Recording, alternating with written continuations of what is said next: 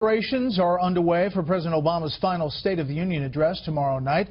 Correspondent Kevin Corke tells us tonight from the White House, don't expect a traditional send-off from this president. Optimistic. That's how White House officials are describing the president's State of the Union address Tuesday night.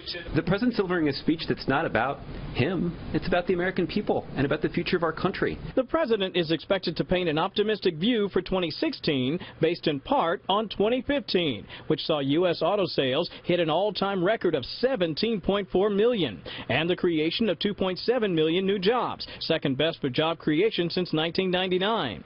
Also on the president's checklist, renewed relations with Cuba and Iran nuclear deal, as well as initiatives on climate change and trade. The big things that will guarantee an even stronger, better, more prosperous America for our kids. The America we believe in.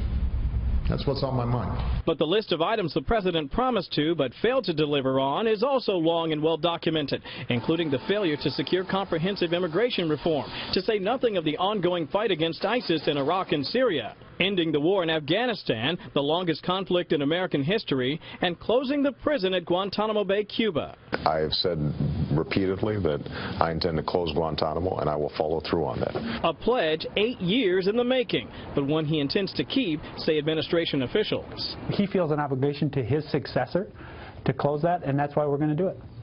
You are going to do it? Sure we are. But critics aren't so sure. Another detainee was released this week after 14 years at the prison, leading some to believe the president may in fact attempt to empty the facility unilaterally or use more executive action to close it once and for all. What Obama's really doing is preventing any successor president from undoing what Obama's done. If the president is going to close off the option for the next president to reopen Gitmo, he's got to give it back to the Cubans. Question is, will he rise to the moment? Based on what the White House has been saying in the media, it's unlikely we'll hear a unifying message for our country tomorrow.